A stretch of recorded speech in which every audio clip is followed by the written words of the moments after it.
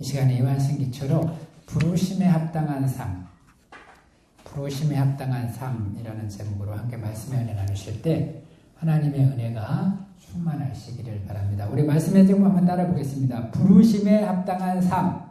부르심에 합당한 삶. 네, 감사합니다. 우리 신약성경에는 서신서들이 굉장히 많이 있습니다.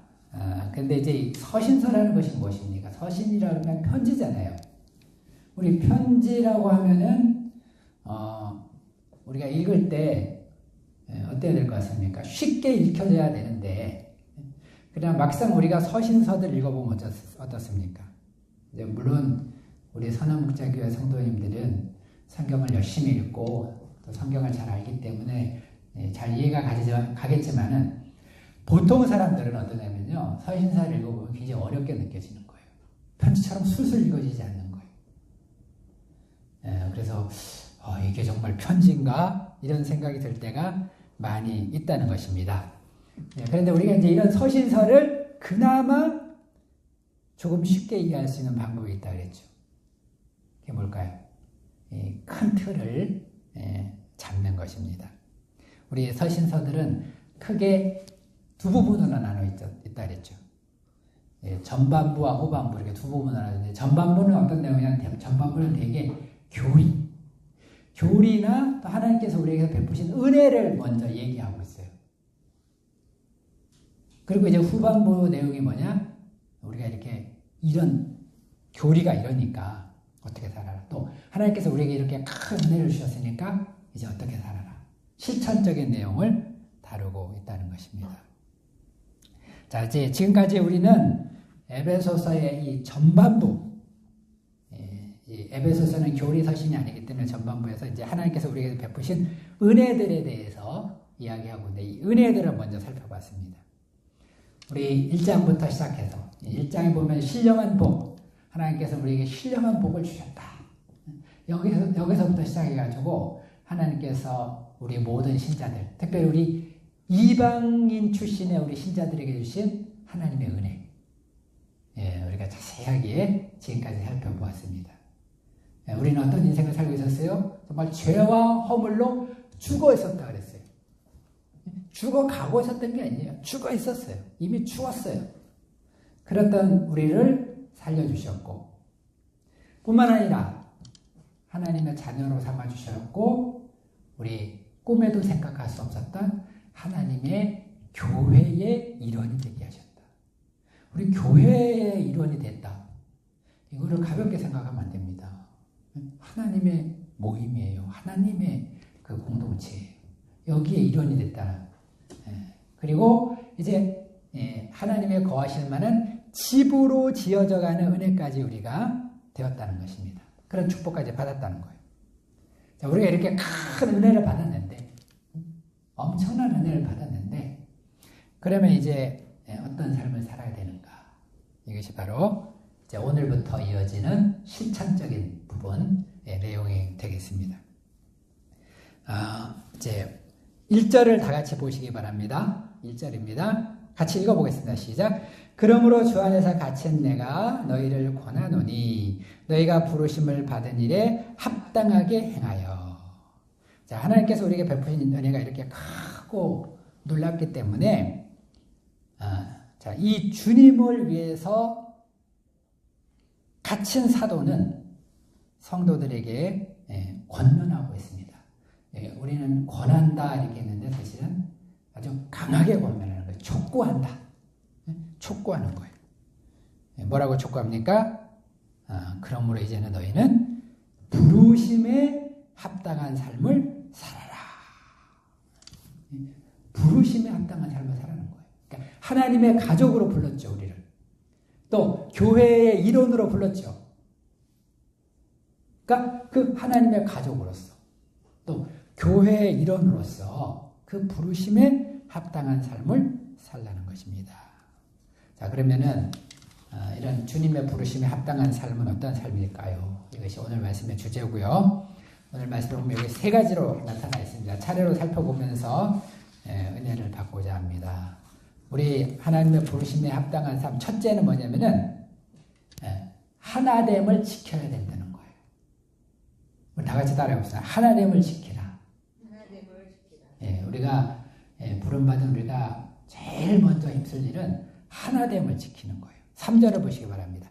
평안에 매는 줄로 성령이 하나 되게 하신 것을 힘써 지키라.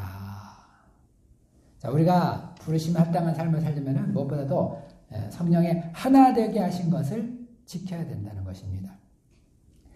우리가 앞서 살펴본 것처럼 하나님은 우리를 하나가 되게 하셨다 그랬어요. 어떻게 하나가 되게 하셨습니까? 먼저 유대인과 이방인을 하나가 되게 하셨다 그랬죠. 유대인과 이방인을 하나가 되게 하시고 또 그 유대인과 이방인을 하나로 합한 그 교회를 다시 하나님과 하나가 되게 하셨다는 거예요. 그러니까 이걸 보면은 우리 하나님은 하나 되는 걸 좋아하신다. 하나 되게 하시는 분이라는 걸 알 수가 있습니다. 그래서 하나님은 우리를 이렇게 다 뿔뿔이 흩어져 있던 우리를 하나가 되게 하셨는데 그러면 이제 우리가 할 일은 뭐냐? 이제 우리는 이 하나됨을 잘 지켜가야 된다는 것입니다. 우리 앞서 고린도서에서도 살펴봤듯이 우리 이제 교회, 특별히 이제 하나됨을 지키라는 것은 이제 교회의 하나됨을 지키라는 것인데 이 교회는 이제 여러 가지 문제들로 인해서 성도들끼리 서로 분쟁하거나 분열하기 쉽다는 거예요. 교리적인 문제 때문에 분열하기 쉬워요. 이신칭의냐 아니면 율법도 지켜야 되냐 이런 것 때문에 분열하기 쉬워요. 또 서로 생각과 가치관이 다르기 때문에 분열하기 쉬워요. 또 인간들이 부족하기 때문에 하나 되기가 참 쉽지가 않다는 것입니다. 우리 교회는 아주 성스러운 사람들이 모인 곳이 아니에요. 우리는 잘못하면 그렇게 착각하기 쉽습니다. 교회는 성스러워야 된다. 완전해야 된다. 물론 완전히 향해서 나아가야 되겠죠. 그러면 좋죠. 그러나 이 교회는 완전한 사람들이 모인 것은 아니에요. 사실은 오히려 죄인들이 모인 거예요. 회개한 죄인들이 모인 곳입니다. 부족한 사람들이 모인 곳이에요. 그렇기 때문에 서로 간에 갈등도 있고 분쟁도 생기기가 쉽다는 것을 우리가 알아야 됩니다. 무엇보다도 우리는 항상 사탄의 존재를 의식해야 돼요. 여러분, 사탄이 원하는 것이 뭘까요? 이 사탄은 하나님이 기뻐하시고 사랑하시는 존재들을 못되게 하는 게 이 사탄의 최고의 목적입니다. 제일 좋아하는 것입니다. 근데 하나님께서 가장 사랑하시는 것이 뭐예요? 하나님께서 사랑하시는 것이 우리 인간이고요. 또 하나님께서 사랑하시는 것이 교회입니다. 그렇기 때문에 사탄은 할 수만 있으면 우리 인간이 못되게 하고 잘못된 길로 가게 하고 하나님을 떠나게 하고 이렇게 하고자 하고 또 우리 교회도 마찬가지예요. 교회도 망하게 하고 쇠약하게 하고 하나님을 기쁘시지 못하게 하고 분열되게 하고 이런 쪽으로 계속해서 이제 끊임없이 역사를 한다는 것입니다. 그렇기 때문에 우리 교회의 일원으로 부르심을 받은 우리들은 어떻게 해야 되냐? 이런 우리는 이런 사탄의 괴계를 알고요. 다른 무엇보다도 서로 사랑하고 하나됨을 지켜야 된다. 3절 말씀에 보면 특별히 힘써 지키라 그랬어요. 하나 되는 것을 힘써 지키라 그랬어요. 이 말은 무슨 말이에요? 영어 성경에 보면 make every effort라고 했어요. 하나됨을 지키기 위해서 모든 노력을 다하라는 거예요. 모든 힘을 다하라는 거예요. 최선을 다해야 된다는 것입니다. 자, 이렇게 힘써 지키라고 한 것을 보면은 힘써 지키지 않으면 이렇게 모든 노력을 하지 않으면 깨어질 수도 있다. 깨어질 수도 있다는 것을 보여주는 것입니다.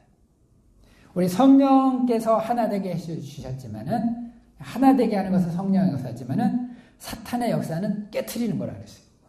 그래서 사탄은 할 수 있으면 우리 사이를 이제 비집고 들어와 가지고 갈라놓고 원수되게 하고자 한다는 거예요. 그럴 때 우리는 어떻게 되냐? 우리는 힘써서 최선을 다해서 하나됨을 지켜야 된다. 자, 그럼 우리가 어떻게 이 하나됨을 지킬 수 있을까요? 2절과 3절에 보면 그 비결이 나옵니다. 몇 가지 이야기가 나와요. 하나됨을 지키려면 먼저 제일 중요한 것은 먼저 겸손해야 한다. 2절에 보면 뭐라 했죠? 모든 겸손과 온유로 하고. 겸손해야 돼요. 왜 이렇게 자꾸 분열이 일어나는가? 교만해. 고린도 교회도 왜 분열이 일어났냐면 사람들이 교만했어요. 고린도 사람들이 은사도 많이 받고 은혜도 있었어요. 이제 그러다 보니까 근데 사람들이 교만해지는 거예요. 그래서 이제 교만하게 되면은 이제 참 하나됨을 유지하기가 힘든 것입니다. 교만해져가지고 이제 자기가 잘난 체하고 자기를 높이고자 하고 지멋대로 하고자 하고 그렇게 되면은 공동체가 파괴되기가 쉽다는 것입니다. 그렇기 때문에 우리가 하나됨을 지키라 그랬는데 이것이 부르심받은 사람들의 첫 번째 의무인데 그러려면 어떻게 되냐? 다른 방법이 없다는 거예요. 우리가 겸손해져야 된다. 겸손해져. 하나님 앞에서 내가 어떤 사람인가 늘 자신을 돌아보고 겸손해야 됩니다. 성경에 의하면 교만은 패망의 선봉이고 또 패망의 지름길이라 그랬어요. 교만해지면요 자기도 망하고 교회도 망하게 하는 거예요. 교회 남들만 해를 입는 것이 아닙니다. 자기 자신이 사실은 제일 먼저 피해를 입어요. 자기도 망하고 이제 교회에도 상처를 주고 피해를 끼치게 되는 것입니다. 또 우리가 항상 겸손해야 돼. 하나님 앞에서.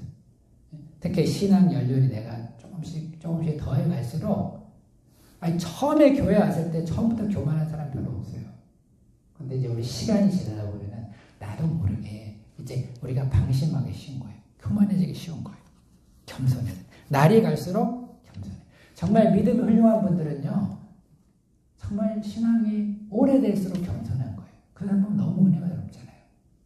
신앙이 오래되고 그랬는데도 다 최고로 겸손한 거예요. 이런 분들 보면 우리가 저절로 고개가 숙여지잖아요. 이제 이 덜 익은 벼가 원래 고개를 빳빳하게 쳐드는 거잖아요. 우리가 참 하나님 앞에서 성숙할수록 이렇게 겸손한 사람들이 될 수 있기를 바랍니다. 또 다음으로 강조하고 있는 건 뭐예요? 이제 모든 겸손과 온유로 하라 그랬어요. 이제 온유가 또 중요합니다. 우리 교회에는 다 부족한 사람들이 모인 곳이라 했잖아요. 그래서 서로 상대방의 부족한 부분이 있더라도 어떻게 돼야 되냐? 그렇다 해가지고 막 거칠게 대하고 이렇게 하지 말고 온유함으로 대하라는 것입니다. 온유함으로 징치하라 그랬어요. 그래서 정말 아주 정말 유머와 같이 부드럽고 따뜻하게 이런 사람들을 잘 품고 도와야 된다는 것입니다. 물론 이 온유하게 한다는 것이 쉽지는 않아요. 우리 오경에 보면은 민수기에 보면은 지상에서 제일 온유했던 모세도 짜증을 낸 적이 있습니다. 백성들이 너무 불평을 많이 하는 거예요. 특별히 물이 없다고 아주 불평을 많이 했습니다. 그래서 이제 하나님께 모세가 울부짖었습니다. 하나님 아버지 어떻게 하면 좋습니까? 하나님이 명령을 주셨어요. 야, 반석에게 명해서 물을 내게 해라. 반석한테 가서 바위한테 물이 나와라 명령하라는 거예요. 그럼 물을 주시겠다 했어요. 그래서 이제 모세가 그 말씀에 순종하긴 했는데요. 너무 스트레스를 많이 받아가지고 자기도 모르게 그냥 물한테 명령을 하라 그랬는데 지팡이로 쳐버렸어요. 지팡이로 치면서 물을 내버렸어요.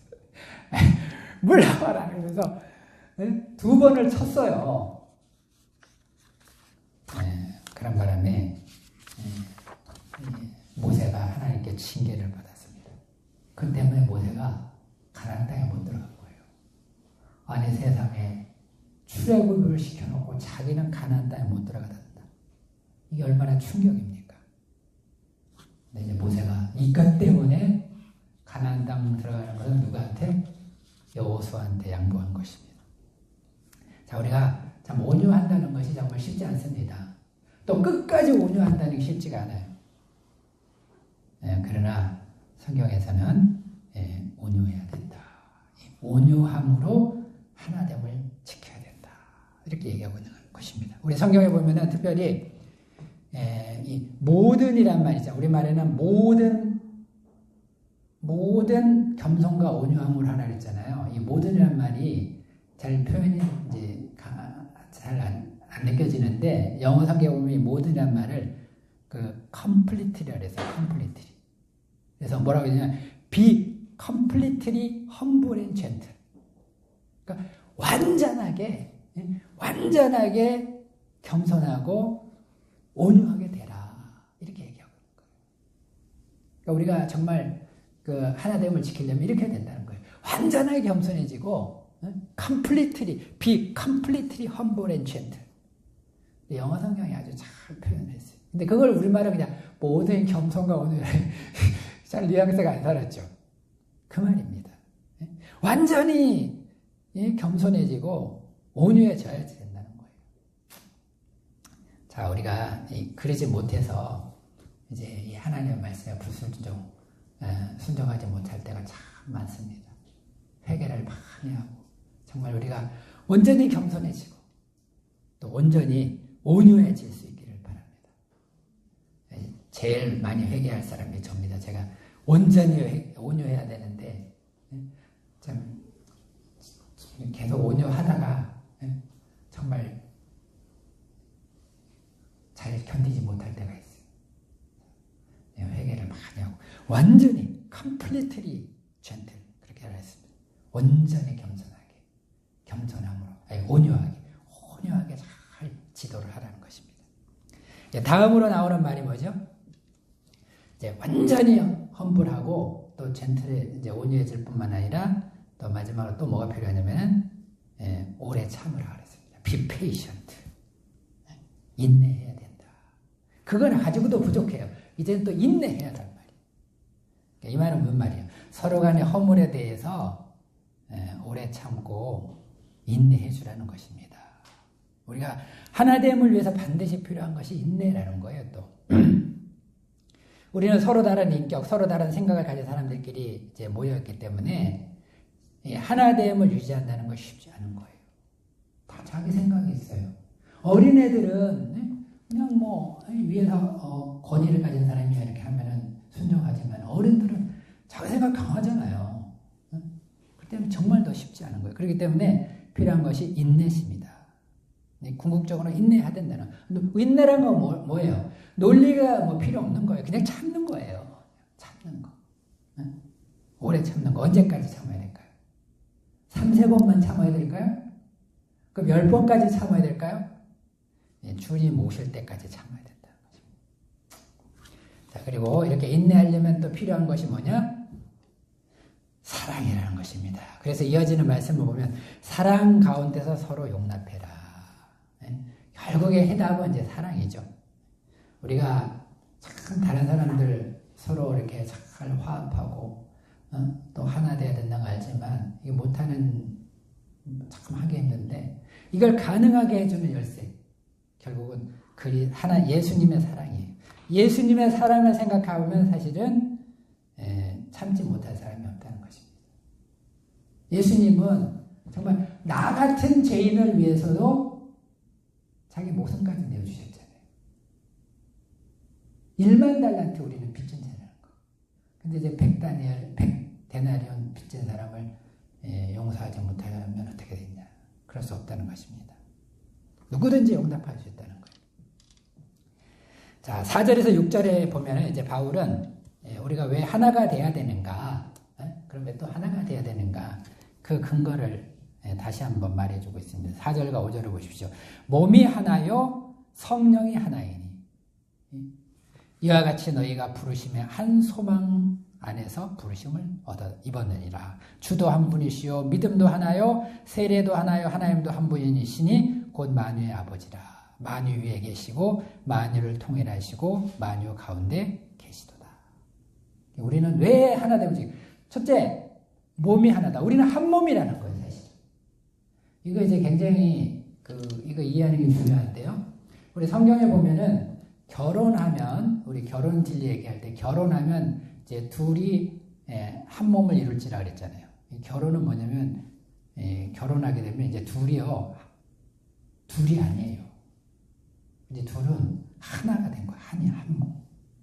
어떤 사람은 결혼했는데도 계속 남남처럼 된 거야. 계속 자기하고 배우자하고 자신있게 분리를 자꾸 했는데 성경적으로 볼 때는 한 몸이에요. 이제는 하나야. 그래서 이제 성경에서 왜 이혼하면 안 된다 이렇게 가르치는 이유가 한 몸이기 때문에. 둘이면 그냥 둘이 같이 있다고 헤어져도 되잖아요. 그럼 다시 옛날로 돌아오고만 있잖아요. 근데 그 성경의 원리는 그게 아니에요. 결혼하면 둘이 아니고 이제는 한 몸이 된 거예요. 인격은 물론 각각있지만 한 몸이 된 거예요. 그 때문에 이거를 이제 나눈다는 얘기는 뭐냐면은 이 사람의 몸을 두 쪽을 내는 거하고 똑같아요. 사람 몸을 두 쪽 내면 어떻게 됩니까? 크면 안 되죠. 그 얼마나 그러면은 아픔 상처가 크고, 그 얼마나 그 문제가 심각하겠습니까? 근데 이 성경은 이 원리를 이 교회에도 얘기하고 있는 거예요. 우리 교회도 이제는 교회의 일원이 되고 하나님의 그 공동체 일원이 됐다는 것을 한 몸이 됐다고 얘기하고 있는 거예요. 한 몸이다. 몸이 하나다. 그렇기 때문에 우리가 이제 하나됨을 유지해야 된다는 것입니다. 또 몸만 하나가 아니죠. 성령이 하나다. 우리를 부르신 분, 우리 각 사람을 또 인도하시는 성령도 한 분이시고, 또 부르심의 한 소망 안에서 부르심을 입었다. 동일한 소망, 이제 하나가 되라는, 이방인과 유대인이 하나가 되고 또 그 교회가 하나님과 하나가 되고, 그래서 온 우주가 하나로 통일이 되는 이 소망 가운데 우리가 부름을 받았다는 거. 하나 되라고 부르심을 받았는데 자꾸 갈라지고 분열하고 싸우고 다투고, 이건 하나님의 뜻이 아니라는 것입니다. 그렇기 때문에 우리가 하나됨을 지켜야 된다. 다시 또 반복하죠. 주도 한 분이시오, 믿음도 하나예요. 다 같은 믿음이에요. 세례도 한 가지 세례예요. 아버지가 똑같아요. 그렇기 때문에 우리는 하나됨을 지켜야 된다. 우리 사도 바울의 부르심 받은 사람들에게 당부하는 첫 번째 당부가 하나됨을 지키기. 우리가 정말 이 말씀을 헛되이 듣지 말고 진심으로 받아들이고, 여기 첫 번째 주안점을 줘야 돼요. 교회에서 그 하나됨을 이루는 여기에 최고의 주안점을 줘야 된다. 이것을 우리가 깊이 영접하고 이 말씀에 순종할 수 있기를 바랍니다. 우리 두 번째, 우리 또 부르심에 합당한 삶의 두 번째 내용은 무엇입니까? 그것은 또 하나님께서 각자에게 주신 직분에 충성하라는 거예요.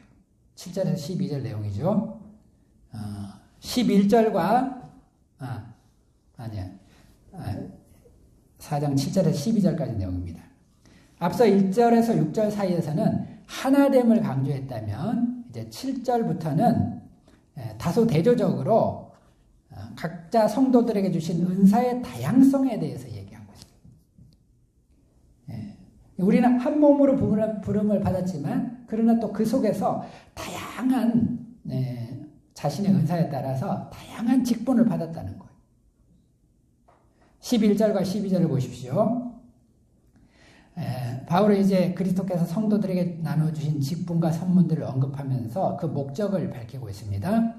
그가 혹은 사도로, 혹은 선지자로, 혹은 복음 전하는 자로, 혹은 목사와 교사로 주셨으니 이는 성도를 온전케 하며 봉사일을 하게 하며 그리스도의 몸을 세우려 하심이라.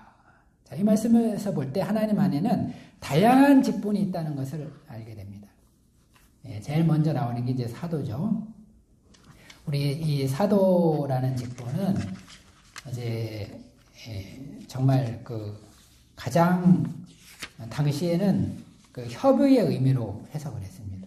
그래서 예수님의 직계 제자를 말하는 거예요. 예수님 살아 계셨을 때 예수님께 그 훈련을 받은, 예수님의 부활과 십자가 죽으신 목격한 증인들, 사도입니다. 이들이 이제 예수님의 대리자 역할을 했죠. 나중에는 이제 조금 범위가 넓어졌습니다. 그래서 사도 바울, 사도 바울도 이제 사도였죠. 다음으로 이제 선지자가 나옵니다. 선지자. 여기서 이제 선지자는 신약 시대의 선지자를 말하는 거예요. 우리 에베소서, 이 신약 성경에 쓰여지던 그 사도 바울이 활약하던 그 시대만 해도 아직 계시가 완성되지 않았어요. 이 말은 무슨 말이에요? 성경이 아직 완성이 안 됐죠. 신약 시대에는 구약 성경만 있었어요. 아직 계시가 완성이 안 됐기 때문에 선지자는 뭘 어떤 사람들이니까 하나님 계시를 전해주는 사람이잖아요. 말씀 전해주는 사람이잖아요. 하나님께 직접 계시를 받아가지고 막 전해주는 이런 사람들이 신약 시대에는 필요했다는 것입니다. 그래서 당시에는 이제 선지자들의 직분이 공식적으로 있었어요. 성경에 보면은 그 선지자 직분 가진 사람들 이름까지 쫙 나오고 있습니다. 그리고 또 세 번째 직분으로는 복음 전하는 자들이 있었어요. 에반젤리스트. 이 사람들은 뭐예요? 이 사람들은 어떤 사도나 선지자는 아니지만 또 하나님의 복음을 깨닫고 자신이 먼저 깨닫고 전하는 은사가 있는 사람들이었어요. 이런 사람들은 여러 곳을 다니면서 복음을 전했습니다. 사도 바울도 이런 사람이에요. 사도 바울은 또 사도면서도 또 복음을 전하는 사람, 선지자면서 또 복음을 전하는 사람이기도 했어요. 요즘으로 말하면은 선교사예요, 선교사. 또 요즘으로 말하면 우리 모든 신자들, 여기 사도도 아니고 선지자도 아니고 목사도 아닌 사람들, 교사도 아닌 사람들에게 해당되는 직분이 복음 전하예요. 이건 이제 공통적인 직분이에요.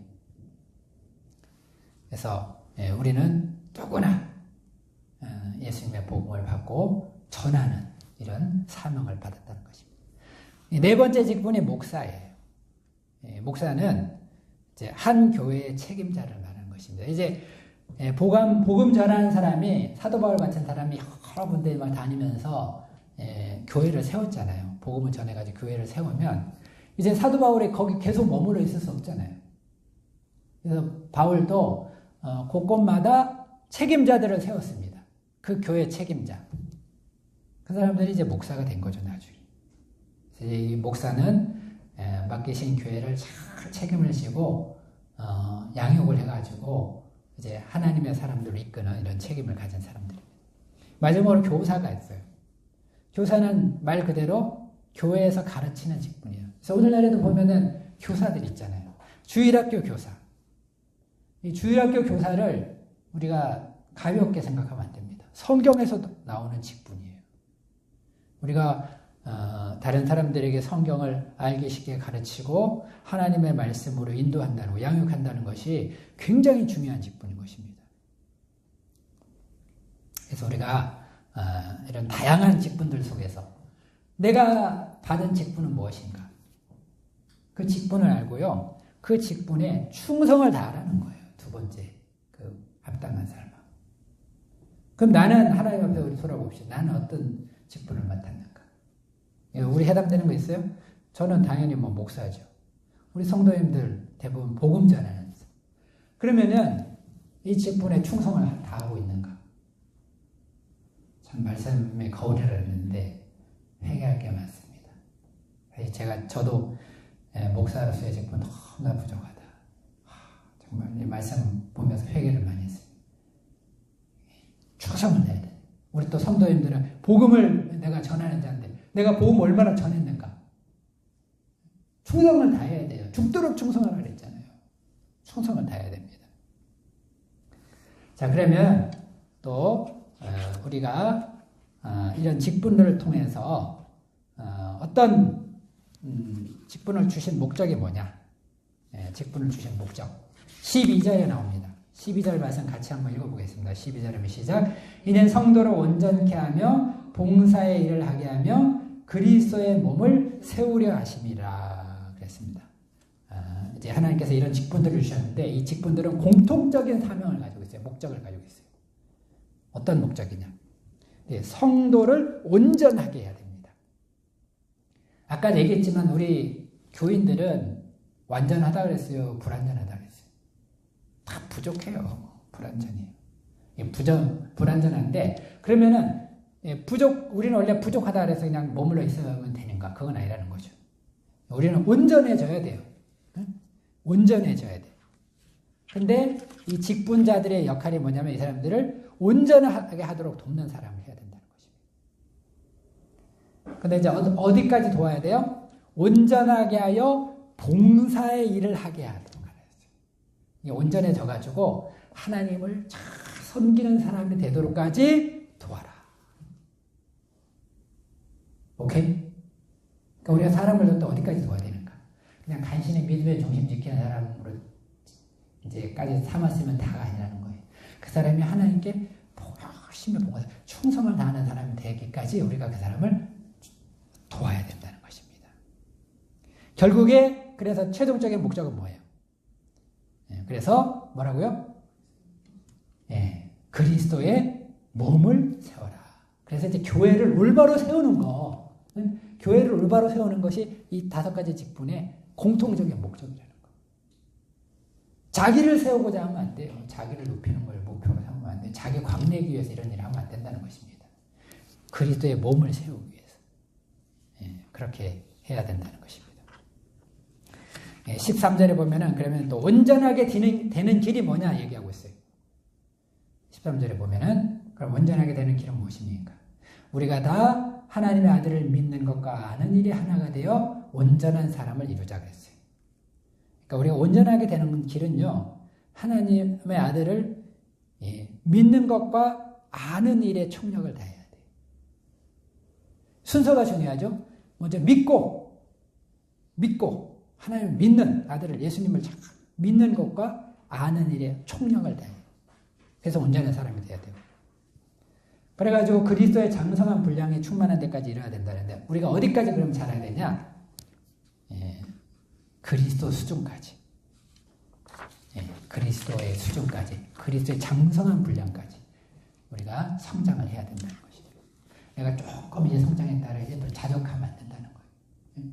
토끼와 거북이 나온처럼 토끼처럼 내가 조금 달려가고 난 다음에 방심하면은 거북이한테 처질 수가 있어요. 자족하지 말고 끊임없이 성장해야 되고. 그러면 우리가 왜 또 이렇게 성장해야 되냐? 14절에 그 이유가 나오죠. 어린아이가 되지 아니하려 하여. 어린아이에 머물지 않기 위해서. 우리가 이제 제가 늘 얘기했죠. 태어났는데 아기가 자라야 되지. 돌이 됐는데도 말도 못하고 3살이 됐는데도 뛰지도 못하고 걷지도 못하고 그럼 안 된다는 거죠. 성장해야 된다. 그렇게 어린이가 되지 아니하여서 사람의 속임수와 간사한 유혹에 빠지지 않게 해야 된다 그랬어요. 사람들이 마귀가 사람들을 통해서 계속 우리를 미혹한다는 거예요.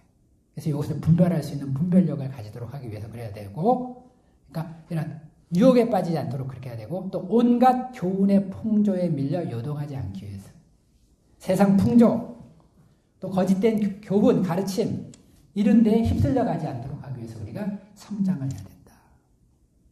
15절에 보면 오직 사랑 안에서 그랬습니다. 사랑이 기본이에요.